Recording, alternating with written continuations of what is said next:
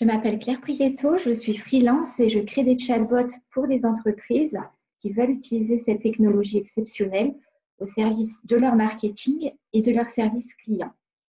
Aujourd'hui, on va découvrir le monde de Charlotte Perriand, cette femme libre qui a traversé le XXe siècle puisqu'elle est née en 1903 et elle est morte en 1999. Une grande architecte, designeuse, photographe du XXe siècle.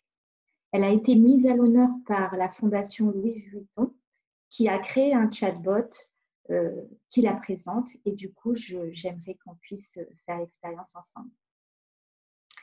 Donc, le chatbot commence. Êtes-vous visionnaire comme Charlotte Perriand, un esprit aventurier, un cœur engagé, les idées qui fusent?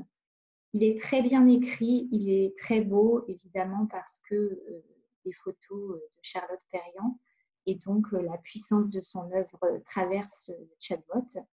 Je vous propose de combiner vos esprits en naviguant à travers son univers pour créer l'intérieur qui vous fait rêver. Alors vraiment, on va vivre une expérience avec elle. On va traverser son œuvre, mais également faire des choix, s'impliquer. Voilà. Alors, on va cliquer. Est-ce qu'on a envie de créer un espace à usage professionnel, personnel? Je vais mettre personnel. Le bot est un bot Messenger qui est là sur le site de la Fondation Louis Vuitton. Il bascule sur Messenger si on le souhaite. Entendu, vous vous lancez donc dans la création d'un espace de vie. Donc là, il y a une description de Charlotte, comment elle fonctionne, comment elle est assez carrée dans son fonctionnement et qu'elle pense que chaque pièce doit avoir vraiment un usage spécifique. Et vous, vos projets sont davantage environnement, habitat urbain, habitat naturel, habitat naturel.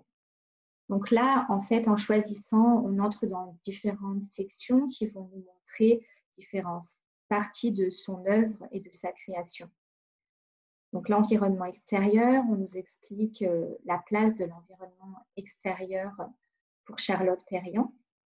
Ses voyages, puisqu'elle a énormément voyagé, elle s'est beaucoup inspirée du Japon également et de tout ce qui est bois, bambou pour son intérieur.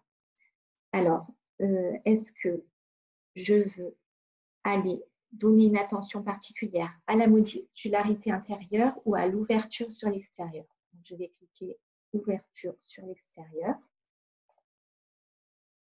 Vraiment, c'est enthousiasmant avec la photo de la montagne.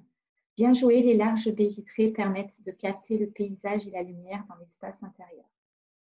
Donc, on va parler de la place de ce rapport entre l'intérieur et l'extérieur dans son architecture. Et puis, on va encore avoir des sélections à faire pour préciser nos goûts. Et c'est en même temps un moment de présentation de ce que fait Charlotte Perriand. Donc, je vais choisir les tabourets en rondin.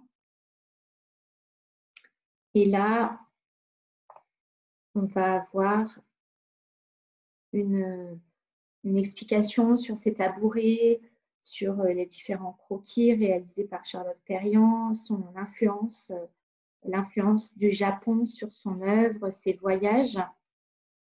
Et donc, d'où vient l'idée de ce type de tabouret, sa connexion à la nature.